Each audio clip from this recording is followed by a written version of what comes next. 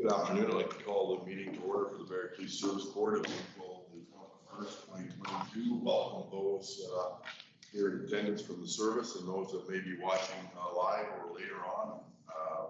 Thank you for joining us.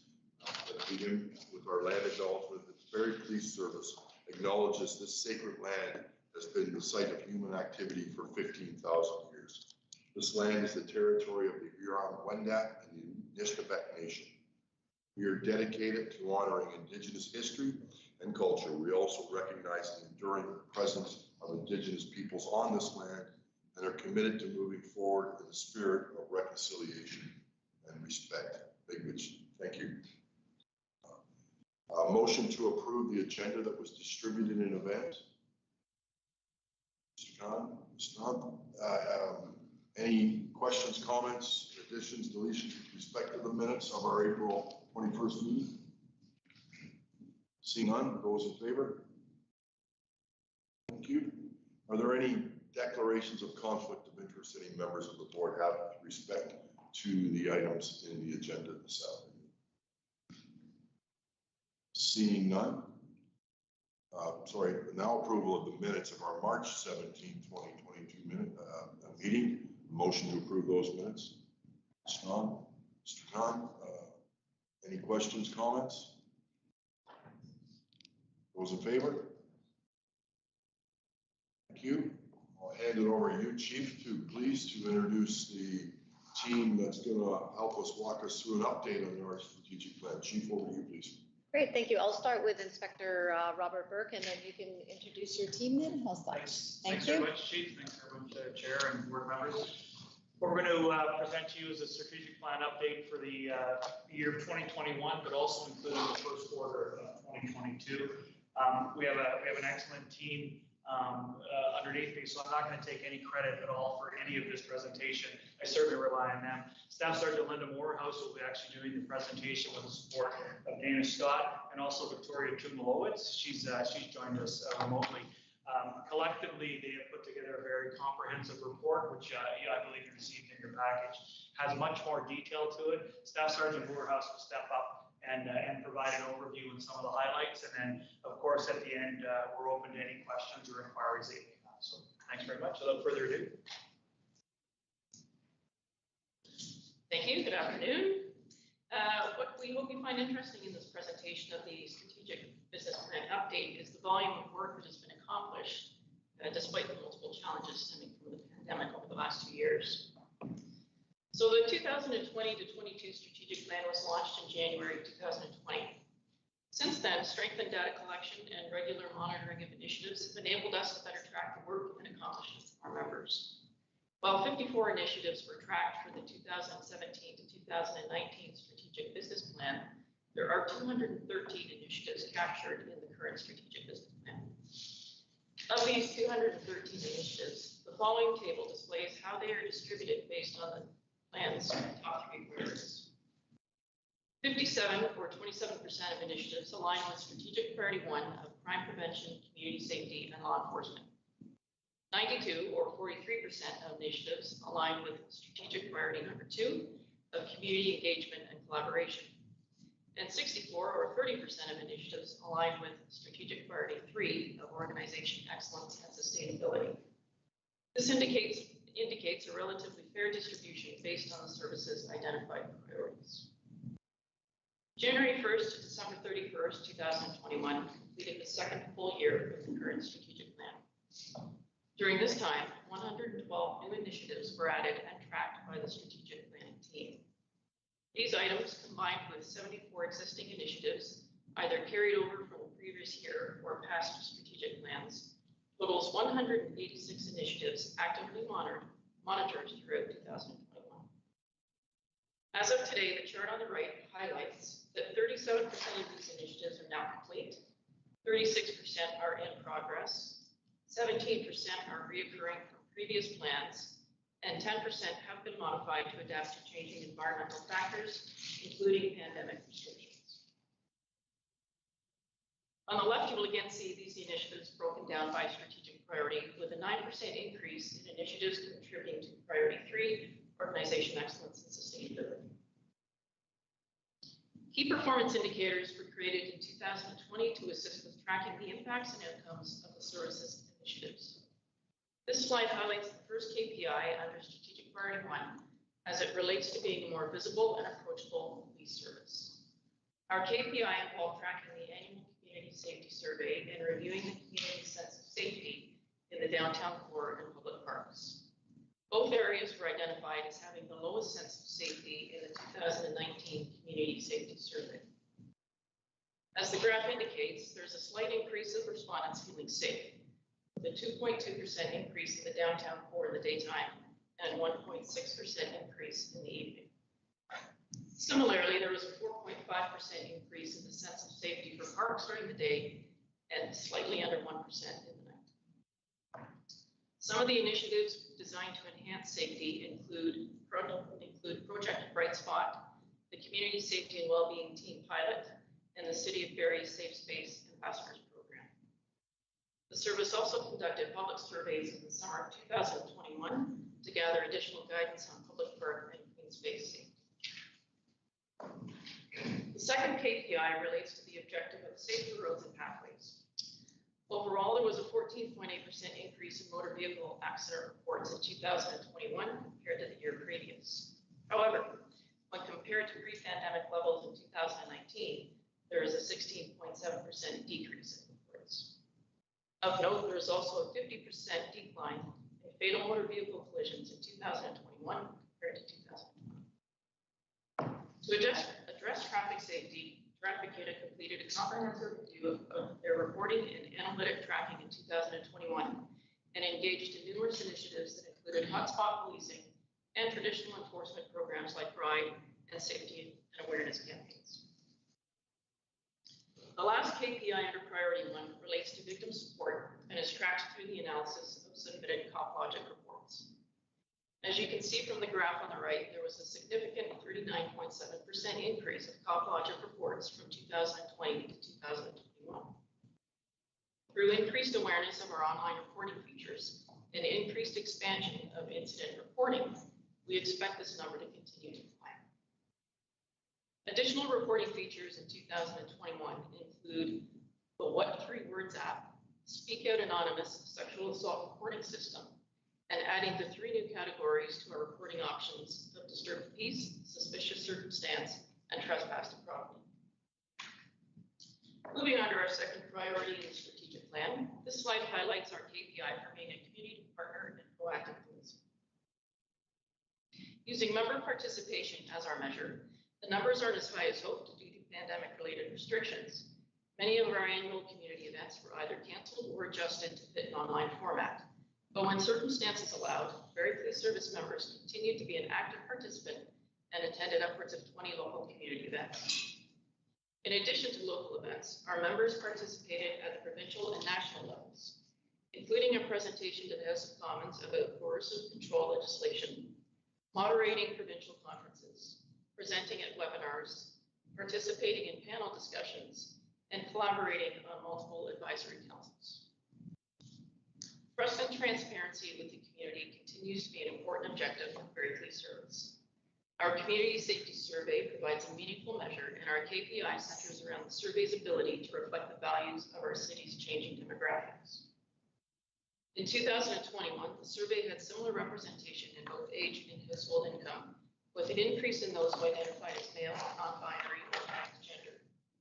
The diversity of visible minorities also increased in 2021 across all categories other than Caucasian and Caribbean. Statistics Canada will be releasing updated demographic statistics for the City of Barrie this month, and a supplementary comparison will be completed to identify any gaps in survey responses. The Barrie Police Service continues to achieve trust and transparency with the community by attending community town halls and adapting our programs to be more client-focused, such as information cards for vulnerable sector checks and improved systems for ease of service and accessibility. Our final KPI for our second priority of community engagement and collaboration focuses on an authentic two-way communication with our community and members. The systemic review that was completed in 2021 had many opportunities for collaboration and resulted in 22 internal and 13 external focus groups being completed. Multiple internal surveys also continue to provide targeted tracking of our initiative impacts, and technology continues to be utilized to help enable a transparent and approachable leadership team. Some technology improvements in 2021 include new interactive member portals, interactive annual reports, and updating the Dragon's Den portal. The use of click frames and monitors throughout the building also help with messaging and engagement. Our third priority is organization excellence and sustainability. Our first objective to highlight is to provide a safe and supportive workplace. In addition to COVID-19 safeguarding, the Systemic Review Committee was tasked with reviewing internal VPS training material, human resources recruitment and hiring practices, adequacy standards, decision-making processes, and member wellness and support resources. A third-party harassment discrimination survey was also completed in April of 2021 and resulted in 13 recommendations focused on understanding and improving the organizational culture of Barrie Police and the feeling of support for members regarding wellness and environmental safety. The service continues to put members' wellness as a priority. Initiatives like the Leadership Pilot Project for Communicators and TYR Patrol Body Armor Pilot commenced in 2021. A wellness portal for members to have quick access to wellness resources, local psychological providers, links to peer support contacts, and a library of educational resources were also created. As a result of systemic review, it was identified that additional training for all Barrie Police members about the existence of systemic issues and the experiences of minority groups and vulnerable persons was needed. The Barrie Police Equity, Diversity, and Inclusion Committee has expanded on the results of the systemic review and completed an internal member survey, which found that 58.2% of respondents believed that equity, diversity, and inclusion training was necessary to their goals. As pandemic restrictions have lifted, the EDI Committee has started re-offering in-person professional development opportunities and has partnered with community agencies to facilitate these training offerings.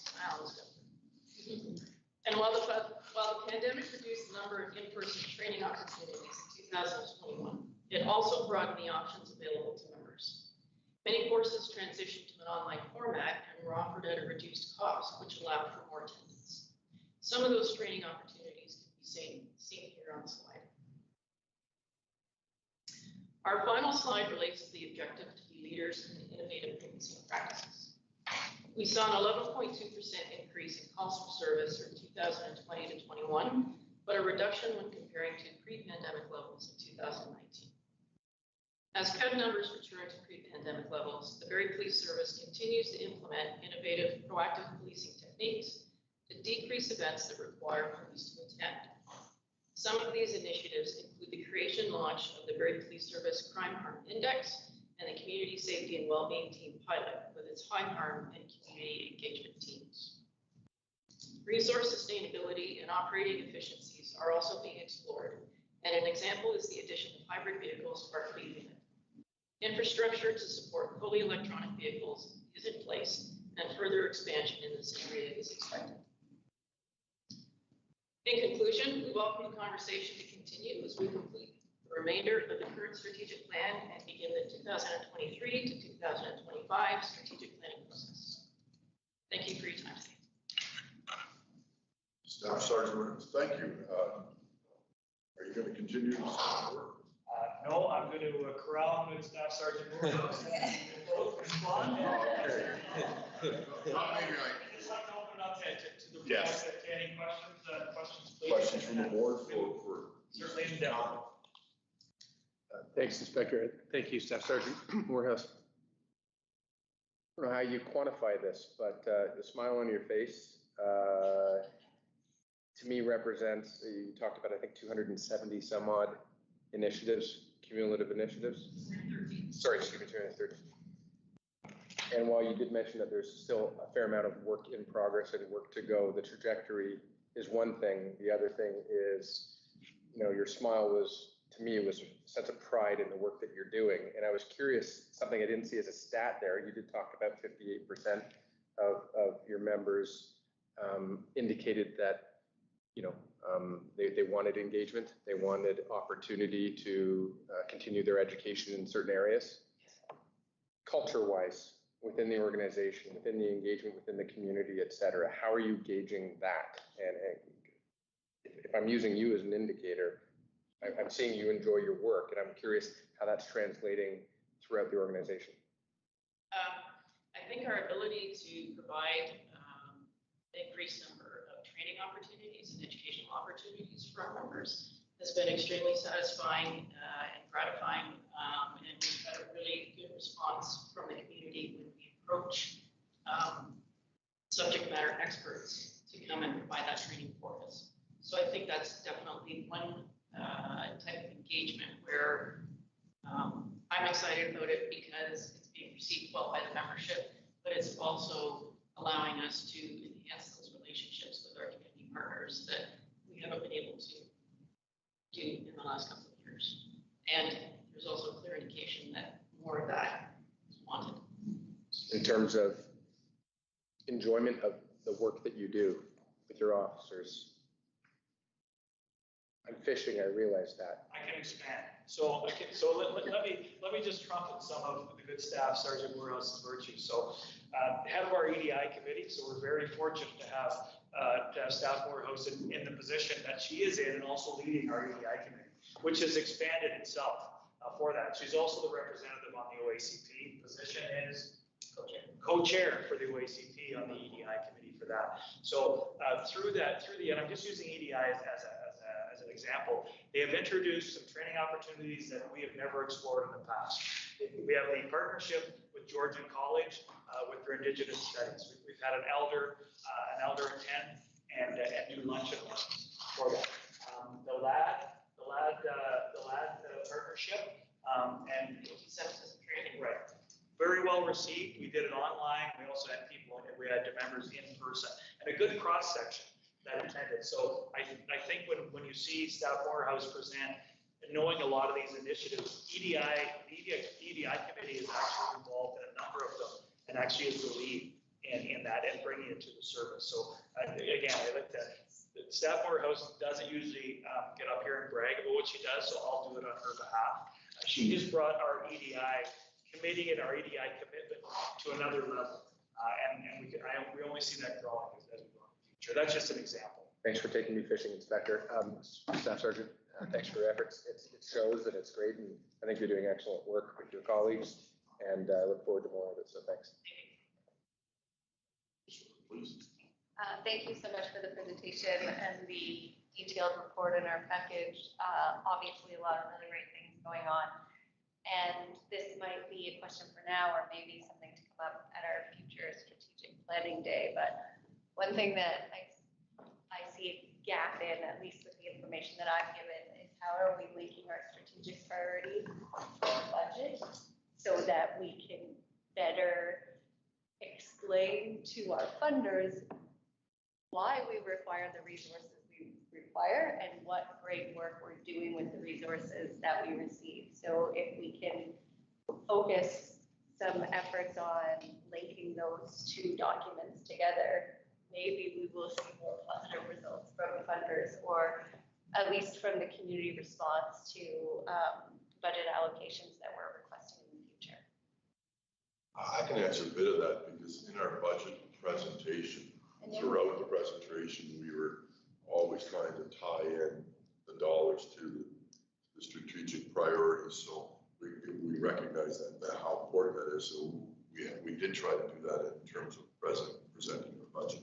And I think this presentation and this report that we have, it has so many more stats and maybe we just have like that condensed period of time with our budget presentation, and I understand that, but like I think that the statistics here really speak to the successes we have, and we can't do these things without resources. If we're not resourced, we can have all the best plans in the world, but we won't be able to follow through on them. So maybe that's a strategic priority for the future, is how do we make a better connection with those two pieces as we move forward, because the statistics that we're showing here are impressive. The work that's being done is very impressive. And I just think the general public, funders, other agencies, they would have no idea.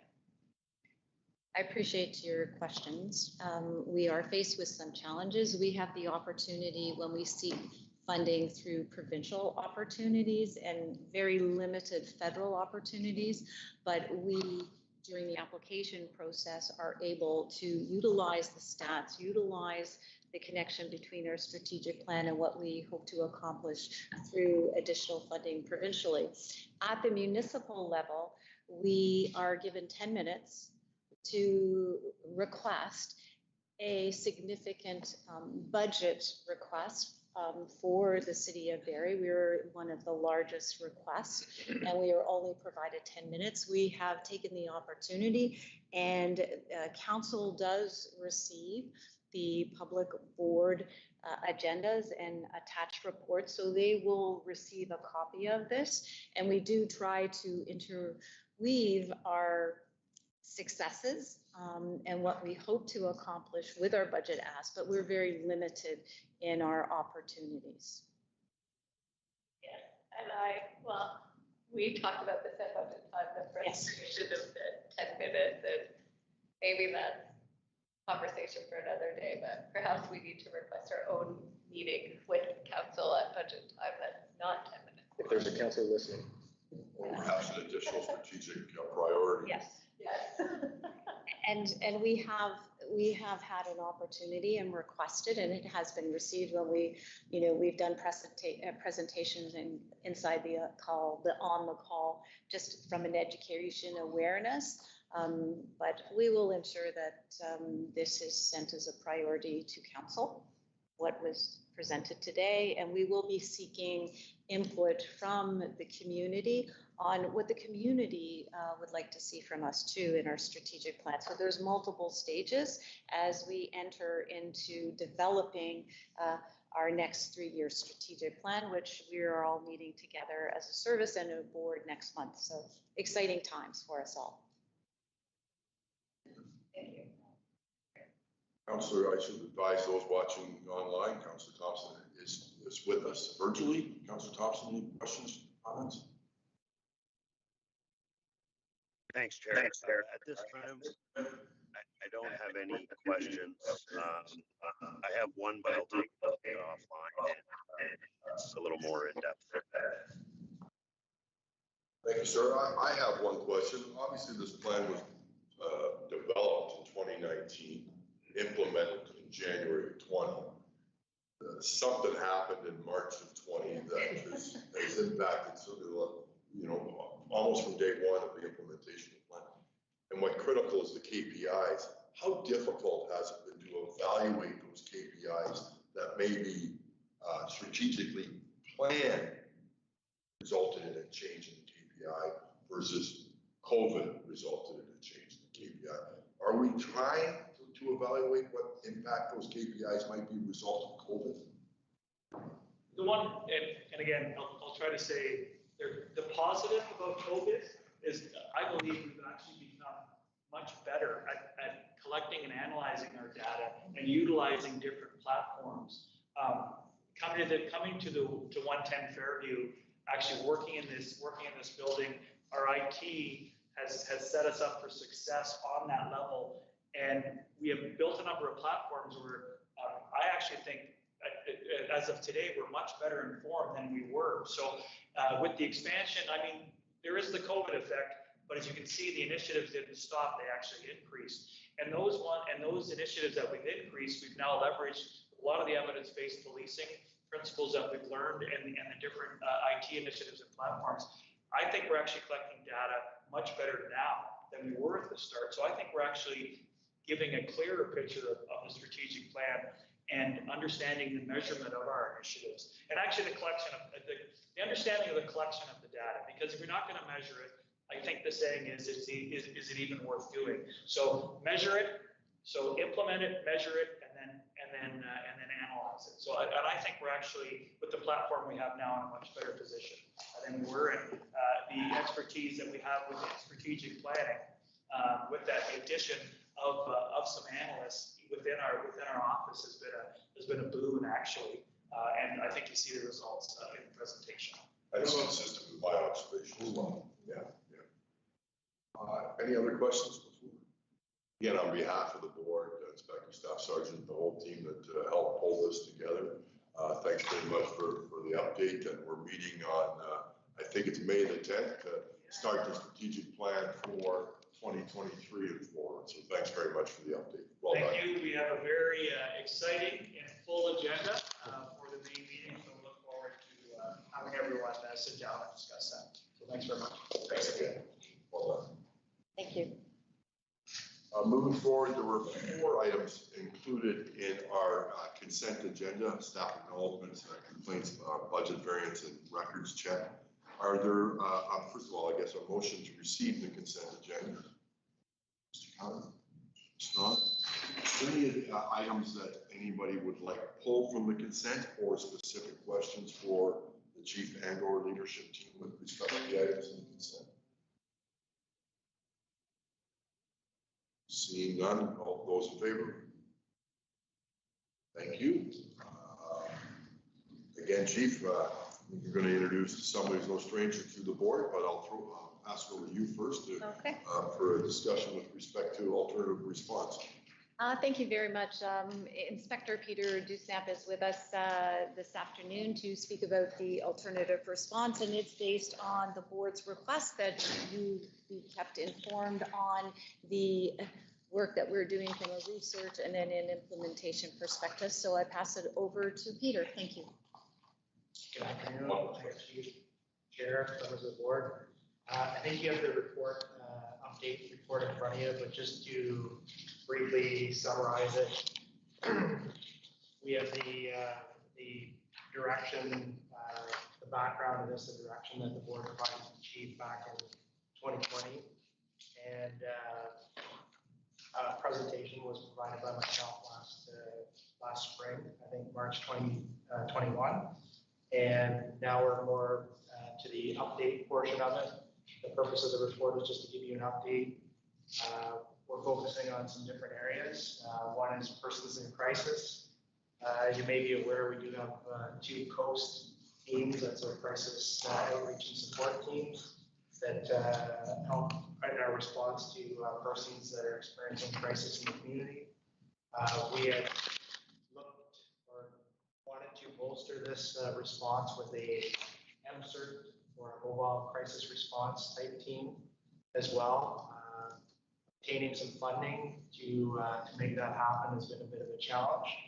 However, through some great work with the chief in the hospital, we're going to be moving forward with a pilot project commencing in June that will pair one of our officers with a mental health nurse from the hospital, provide a mobile crisis type response. Along with that, we have still continue to look at the crisis call diversion program. There's been some pilots that have taken place in the province, mainly the Ontario Provincial Police, as well as the York Regional Police. The OPP has moved forward and implemented this program on a permanent go forward basis, where they've integrated crisis worker in their call centers across the province. We're going to continue to look at that and look at the success of that and to see if that would further benefit our response to persons in crisis. Last spring, I also spoke about the alternative response unit. We've bolstered and strengthened that unit, as well as integrated technology such as CogLogic to divert more calls through to the alternative response unit. These are calls that are less serious in nature, so that we don't have to send an officer on the road. An officer out of patrol respond to that. It can be handled right as the alternative response. We're also looking to strengthen our video capability within that unit that will allow people to connect with an officer virtually through video if they're seeking advice, want to ask a question, or if they have again, a less serious complaint that needs to be actioned, they can do it again through that means without actually sending an officer to their residence or to their location to deal with. We've created a community engagement unit. This is under our operational support services section. And what this unit basically is doing is collaborating and working with community agencies and community partners to deal with issues that maybe previously the police were seeing or the ones that were called upon all the time to deal with. So now this unit is basically going out and problem solving and troubleshooting and bringing in some of these community agencies to try and deal with the issues that are occurring in our community. And so again, so it's not necessarily the police that's always trying to solve the problem. We're bringing in experts that are already in existence in our community to help deal with that. We're going to try and look at our Citizens on Patrol program and how we deploy them, and look at some different ways that we can utilize those volunteers to try and help with our response as well. And they were, do some work that again, traditionally police may have been doing, that now we're going to use a volunteer to do to help. One is a speed enforcement type program. They're going to look potentially at different speed hotspots in the city or help identify those hotspots for us. Then we can direct our traffic unit to those areas to engage in enforcement. Under our human trafficking section, we've obtained a grant where we've been able to do some outreach to sex trade workers that are in our community. Again, going back to 2020, 2019, police, we would do the outreach. We would go out and try to engage with these members of our community, try and give them support that they need. There may be some that want to leave that life of exploitation. However, what we're doing now with the grant money is we have, again, community agencies that are involved, and they actually do the outreach for us. So it's taking some things away again from police and putting them in, in certain cases, people that are probably more qualified and better able to do this type of work to reduce the caseload on police.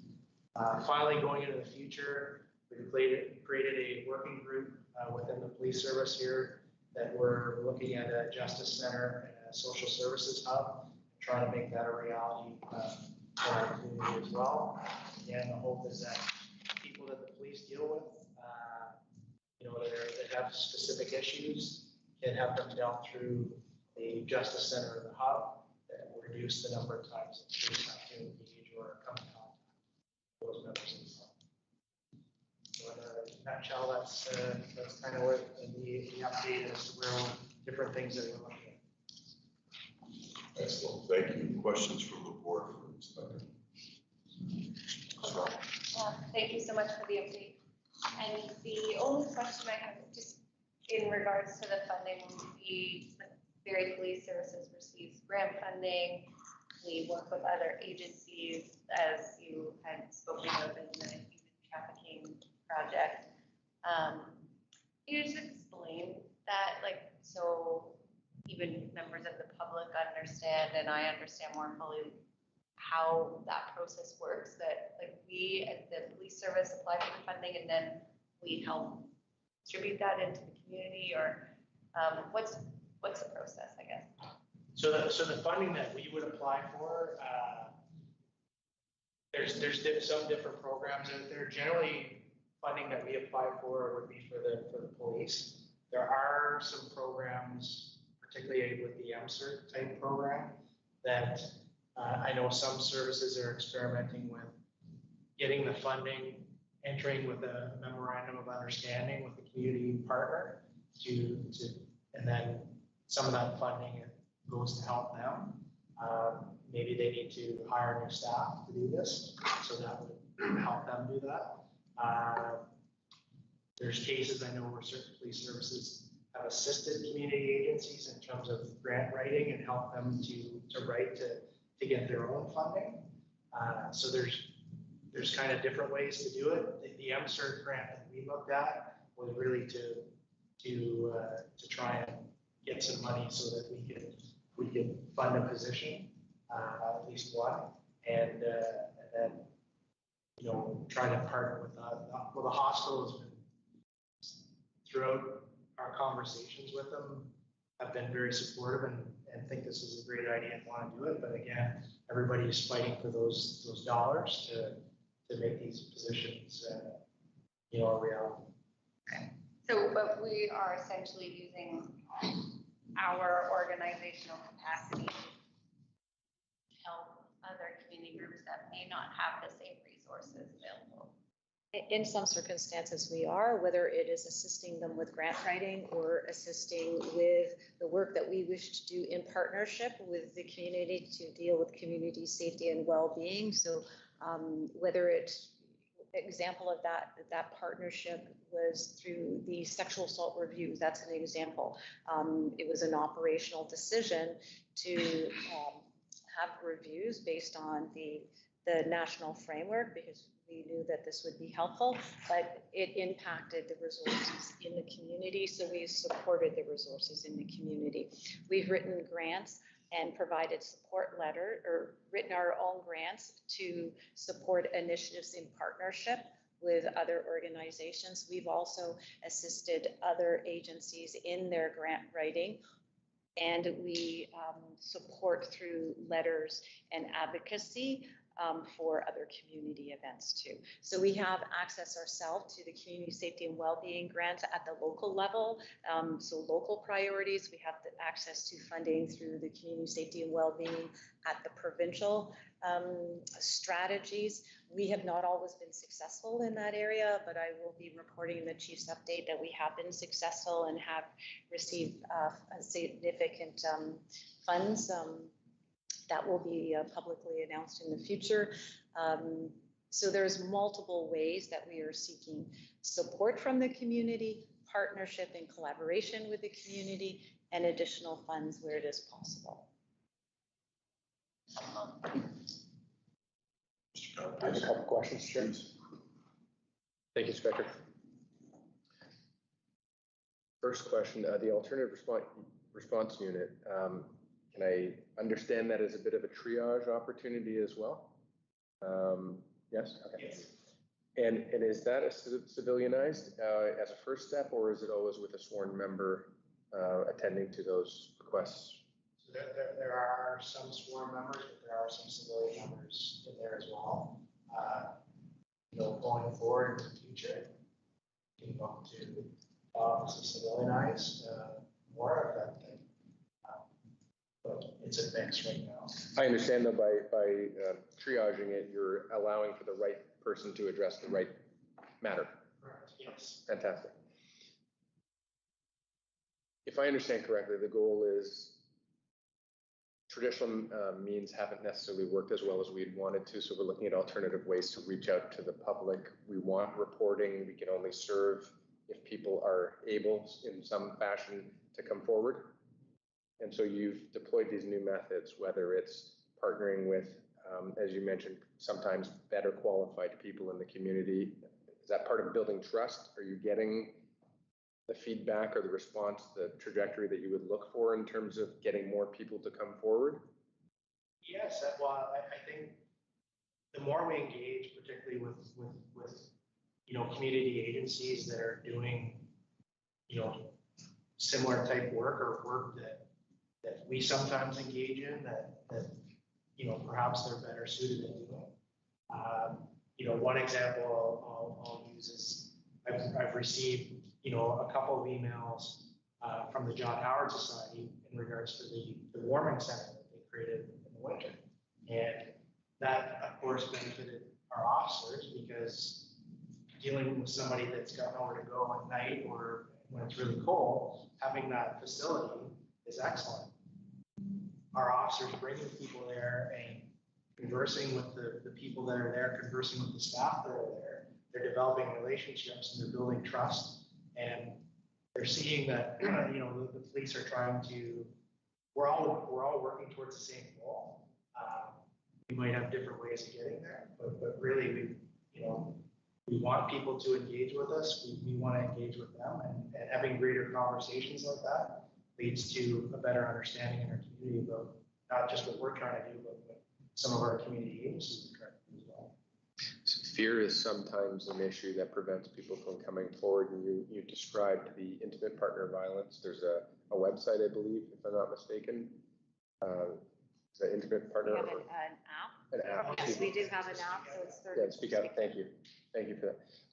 Again, is that, are you seeing positive response to that, allowing people to come forward without fear of being face to face with an officer that, that they might be dealing with another partner who's keeping a watchful eye?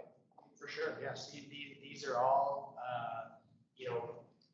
the greater number of ways that people can engage with us, whether it's through an app, video or over email, the more opportunities we provide for that. I think particularly, we're living more and more in a technological age where it sometimes advances faster than we can keep up with it. And having those mechanisms for people to reach out to us, I think that's, that our public desires that from us, and not everybody wants to, jump in their car and drive to the police station and come and report something. So having those mechanisms that they can engage with us is allowing more people and to reach out, and hopefully some people that maybe would have been hesitant to do it in the past. If I may add to that, sir, it's not just about trust, it's about confidence that the system works. And I think you'll hear more about it at the next board meeting in my presentation, in the stats presentation. We're going to show you that this alternate reporting method, not only is it more sustainable, but it's working, and we are getting results. And people aren't just making an online report that is just being filed in some database somewhere. There's actual investigative measures being taken and actually charges being laid in many instances. Perfect segue. You took the question. That was great. And then the online reporting tool that you have as well. I think previously there had been hesitation that, well, why bother? Nothing's going to happen. And this is exactly what I was looking and hoping that you would say. So terrific. Right. Looking forward to it next meeting. Yep. Thank you, sir. Thank you. Any other questions from the board? I have a two-part one, Inspector. Is there any plans at this point to take these initiatives and sort of quantify perhaps, what calls have been diverted or may have been diverted, or, so that we can start to quantify the success, and also to perhaps identify, here's what we may need our partners to do if we really want this initiative to be successful. We can't do alternative response, in my opinion, by ourselves. It has to be a partnership of many, many agencies, and to move it forward to say, this is very successful, here's what it's doing, but if you really want it to be successful, we need to take it to another step. I bring the bylaw officer example, where there's frontline officers being sent to what we would consider a bylaw infraction, but that there's no other source to allow it. Is there any plan to sort of move through that scale to numbers and then maybe identify the weaknesses that we're encountering with our partners to allow us to move it even farther forward? That was a bit of a speechless question. Well, first off, I couldn't agree with you more. We do need the community to do this, and I mean, it's, the Serrano repeal, the public of the police of the public. It's still, from the 1800s to now, it's still, it means as much as it did back then. And so in order for this to be successful, we are going to need our community partners to be a big part of this, and we continue to try and engage them. As for the, the analyzation of the metrics, a lot of that is underway already, particularly with the alternate response unit, and particularly looking at, what calls can we divert, and we've identified some. Is there others that we can continue now look to expand it and divert even more, particularly when it saves us from sending, a car or officer to somebody's residence or place of business. It can be handled through an officer, through a video means or over the phone or by email or over an app. Those are ways that we can do that, and those means also in some cases make it easier for us to track the success, or if we need to tweak things. I look forward to that. I think I speak for the board that, look forward to an update in 6, 8, 10 months to see how these are progressing and what strengths are being identified in terms of the movement of alternative responses. So, any other questions from the board before we? Again, Inspector, thank you very much for your report. I appreciate it. Thank you very much. All of our initiatives are evaluated now, and we look to data to analyze things to say what was our previous status, what was the results of the initiative, and then what as we move forward. Thank you, Chief. And that's a perfect segue. Yes. To your update. Okay. For the board, for those joining us, please, Chief. Thank you very much, Chair Ferguson. This is always a great opportunity to provide monthly highlights of what has occurred in the months of March to our board members and those that are joining us virtually. The slide that you see before you highlights the wrap up of Fraud Prevention Month in the month of March. Pictures here are some of the clips that we utilized through our social media awareness that spoke to some of the recent scams that we're seeing in our community, some tips for individuals to prevent fraud from occurring. If anyone has missed our campaigns, you can see our previous posts on our Facebook and our Instagram accounts. As we are aware, the COVID situation still remains. If we listen to the news, we're in our 6th wave and we're meeting a peak of it. And locally, we see that with our own cases, not just provincially. And this is having an impact on the members of our service that are required to self-isolate as a result. So our focus has not changed from our service. It's members' wellness and overall health, our ability to provide a service delivery model to our community. So when we are in situations where it is impacting our staffing levels, we are redeploying members to the front line. If we required to replace individuals, we are adjusting some work schedules, and we are continuing to have shift supplements to support some of the absences we're seeing in regards to COVID. But we're very fortunate. I did check our numbers today, and there are manageable numbers that are similar to what's happening in the community. We regularly provide a CAD calls for service for the previous month, and this is our snapshot for the month of March. We had just over 5,500 calls for service that were logged into our computer-aided dispatch, or what we call our CAD system.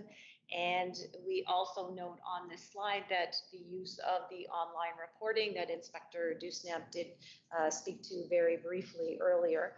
We still continue to have 11,000 calls through our telephones, and of those, just over 2,700 are 911 calls.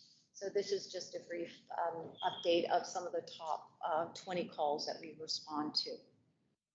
But I think it's always important to highlight some of the great investigations that have occurred over the last month. I'll start with a quick mention of an investigation that started after police officers located a stolen vehicle in a driveway in one of our residences in Barrie. The investigation led officers into the residence where there was 2 individuals. They were wanted by police for unrelated matters, and a 3rd individual was also there. He was responsible for the theft of the motor vehicle, but also found hiding in the house was a sawed-off shotgun, and the individuals were charged with numerous firearms offenses and stolen property type offenses also. On March the 29th, our child exploitation unit executed a search warrant at a Barrie home after receiving information about an unknown suspect downloading several images of child pornography. And these images were located on the computer, and a male was arrested and charged with accessing and possessing child pornography. A little later on in the month, March the 4th, officers conducted a vehicle stop, which led them into another investigation of 3 occupants, and several items that are displayed there were located within the vehicle. So that included stolen property, break and enter tools, devices to assist in vehicle thefts. The occupants were arrested and charged with offenses conspiring to commit an indictable offense, possession of automobile master keys, and possession of break-in instruments. And we have seen a spike across the country and within our city in regards to theft of vehicles. If you look at the last item that is listed here, on April the 17th, our officers responded to a report of an assault that had occurred within a local residence. When we arrived on scene, we located a victim that had been stabbed, and the suspect was not in scene. The individual suffered serious injuries and was airlifted to one of the trauma centers in Toronto. And through great investigative work, officers located the suspect with just over an hour later, and he was charged with assault with a weapon and aggravated assault. We had spoken very briefly on some of our community grant opportunities, and the Ministry of the Solicitor General, as we know, provides grant opportunities to police services, and in collaboration with our community partners, we have been able to identify some local and provincial community safety initiatives. And I'm very pleased to say that we, from a local level perspective, we have received 2 community safety and policing grant applications through the local priority stream. So there is over three years, we have access to $2.2 million, focusing on the harm-focused policing project, and also the technical crimes advancement initiative. So when we look at the evidence-based and harm-focused policing funds, that will support the use of evidence-based policing research projects to enhance our delivery to the community by making us effective, efficient, and sustainable initiatives. This will allow our service to address local crime and social issues that go to the sustainability using risk-based models. The tech crime advancement funding will concentrate on the capability of our tech crime further to recover digital evidence by investing in specific equipment and training those that retrieve this information for us to support our frontline investigations. And Constable Melanie Beard has been selected by the Canadian Society of Evidence-Based Policing as a virtual scholar academic. And there's others sitting in the room that are known as academics here. So the program does provide opportunities for Canadian police officers to enhance their knowledge and understanding of the criminal justice research through the direct participation as a member of a research team. So each year, the program honors 4 individuals across Canada, and Melanie was one of 4. So we do congratulate Melanie on her submission, and we look forward to seeing the results of the work that she's going to be involved in. And Just a couple of other service highlights. As we start to see things opening up in the province, I had the opportunity to attend the Canadian Association of Chiefs of Police Board meeting in Rama, and it was a great honor to watch and listen to one of our own officers, Constable Seguin Spence, in the drumming ceremony and the welcoming to chiefs across the country to the event in Rama. Also on the right-hand side, you can see a very familiar individual, Nicholas Cunningham. He has joined the Barrie Police Service. He is one of our newest members to the team, and he is no stranger to many of us because he has been involved in Special Olympics, and most recently, Nick, another Special Olympian, Jason, Inspector Moore, and myself did the 2020 polar plunge. And Nick is very excited to be part of our fleet unit and promises that he continue with his training for Special Olympics. It won't interfere with his work and it won't suffer with his success in the Special Olympics and our service. So we look forward to the work that Nick has been doing. And just as a note, tomorrow, both Jason and Nick will be receiving a Chief's coin at our morning meeting for their contributions to the community through their efforts in Special Olympics too. So, if you have been monitoring some of our social media pages, whether it's Facebook or Instagram, you'll note that April 10th to the 16th was the National Police Safety Telecommunication Week, and it was an opportunity for us to really highlight the dedicated civilian members who serve as our call takers and our dispatchers, who are our front line of contact with the community when they are in crisis. And I know, Chair Ferguson, you had the opportunity to spend some time in our communication center and see the value of the work that our members do. So, nice way to highlight them during a specific month. And just a little teaser here for members of the board and the community, we will be launching in May our Barrie Police Service podcast, and we have our first episode will take place next month. And so I encourage everybody to spend some time looking at our specialty units or specific issues that we're dealing with the Barrie Police Service. And just a couple of community events. So we're moving right along here. We look at, as we slide into a little bit of color with the Spring Festival. And if you can see all the chalk colors on the right-hand side,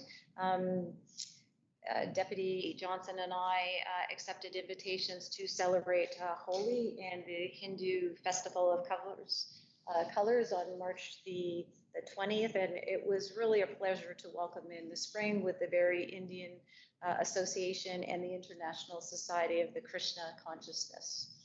And the day before that, Deputy Allen and I joined members of the Persian community to celebrate the Persian New Year. And again, it is always an honor to participate with individuals in our community, and specifically the Barrie Persian Association for their annual gala, which was sold out first time. So it was great. So we recognize that celebrating festivals like Holi or Nowruz are positive ways to build a relationship with our community and ensure that we are an inclusive organization. And as the city continues to grow, our service will continue to grow and reflect all those in our community. And our last piece, and it was spoken about during our strategic plan presentation, we talked about some of the cultural opportunity and awareness sessions that are hosted through our Equity, Diversity, and Inclusion Committee. So the latest one was the Laird Canadian training video, and we had Q's and A's, and it was a very informative presentation given by the Laird Canada, which is a not-for-profit organization that combats anti-Semitism through research and education and awareness. So we will continue to offer these sessions to members of our service. And that completes the Chief's update for the month of April. Thank you very much, Chief. Questions from the board, Chief? That was a big one. It's a big one. It's nice to see us opening up. Yes. And then we have what we've had recently. Yes. Thanks.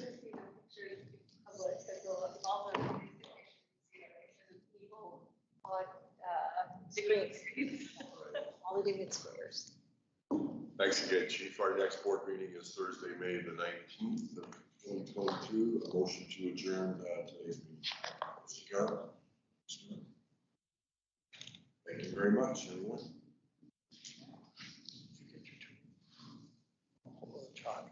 Did I come out?